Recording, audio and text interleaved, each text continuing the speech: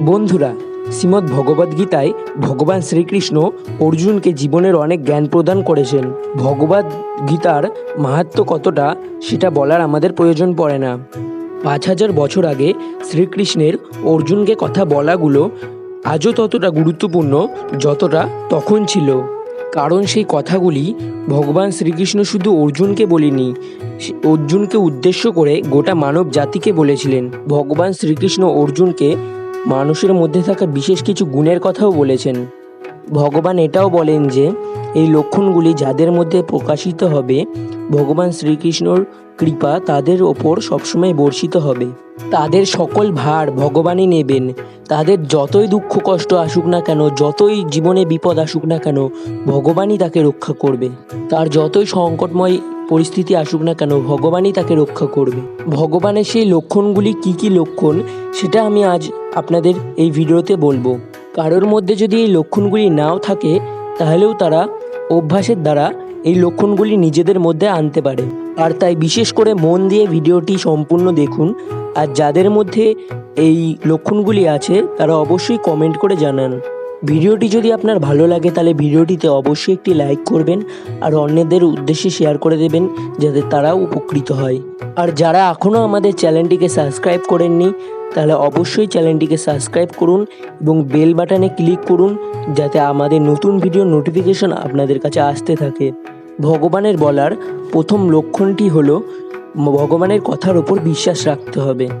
পৃথিবীতে এমন অনেক লোক আছে যারা মুখে বলে যে ভগবানের ওপর আমার বিশ্বাস আছে, ভগবানের কথার ওপর আমার বিশ্বাস আছে, কিন্তু যখন সে খারাপ পরিস্থিতির সম্মুখীন হয় তখন সে ভগবানের ওপর বিশ্বাস চলে যায়। তাই ভগবানের বলা কথার ওপর অবিশ্বাস করে, ভগবানকে দোষারোপ করে। সেই ব্যক্তি ভুলে যায় যে ভগবানই তার সমস্ত দুঃখ কষ্ট হরণ করবেন।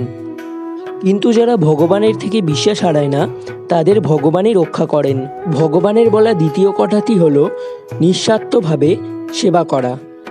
এমন কিছু মানুষ আছে নিঃস্বার্থভাবে পশু পাখিরকে খাবার দেয়, পশু পাখিকে যত্ন নেয়। কিন্তু এমন কিছু মানুষ আছে যারা কিছু কামনা করে তাদের সেবা করে, কিছু পাওয়ার আশায় তাদের খাবার দেয়, আবার পুণ্য লাভের আশায় অনেকের সাহায্য করে। আবার এমনও কিছু ব্যক্তি আছে যারা শুধু নিজের কথাই ভাবে, অন্যের কোনো সাহায্য করতে এগোয় না। ভগবানের কথায় যারা পুণ্য লাভের আশায় বা যারা নিজের স্বার্থে কারো উপকার করে, সেরকম ব্যক্তি কোনো উন্নতি করতে পারে না। কিন্তু যারা নিঃস্বার্থভাবে কোনো পশু পাখি বা কোনো মানুষের সেবা করে, তাদের ওপর ভগবানের কৃপাদৃষ্টি সবসময় বর্ষিত হয়। ভগবান শ্রীকৃষ্ণের বলা তৃতীয় লক্ষণটি হলো স্মরণ করা। এমন কিছু মানুষ আছে যেরকমই পরিস্থিতি হোক না কেন, ভগবানকে সবসময় স্মরণ করে। কিন্তু আবার এরকম কিছু ব্যক্তি আছে যারা শুধু বিপদে ভগবানকে স্মরণ করেন, বিপদ কেটে গেলে আবার ভগবানকে ভুলে যায়।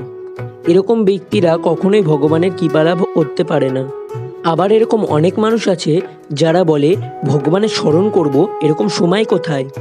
কিন্তু তাদের কাছেই এমন অনেক সময় আছে ভগবানকে স্মরণ করার। কিন্তু যারা সময় না থাকা সত্ত্বেও ভগবানের সেবা করেন, ভগবানের প্রার্থনা করেন, তাদের ওপর ভগবানের কৃপাদৃষ্টি সবসময় বর্ষিত হয়। ভগবানের অত্যন্ত প্রিয় ব্যক্তি হয় সে। ভগবান তাকে সকল বিপদ থেকেই রক্ষা করেন। এরকম আরও অনেক লক্ষণের কথা ভগবান শ্রীকৃষ্ণ শ্রীমদ্ ভগবদ্গীতায় বলেছেন। আরও অনেক লক্ষণ নিয়ে পরের ভিডিওয় কথা বলবো। আজকের ভিডিওটি এইটুকুই। আপনারা ভালো থাকুন, সুস্থ থাকুন, এই কামনা করে আজকের ভিডিওটি শেষ করছি। জয় শ্রীকৃষ্ণ।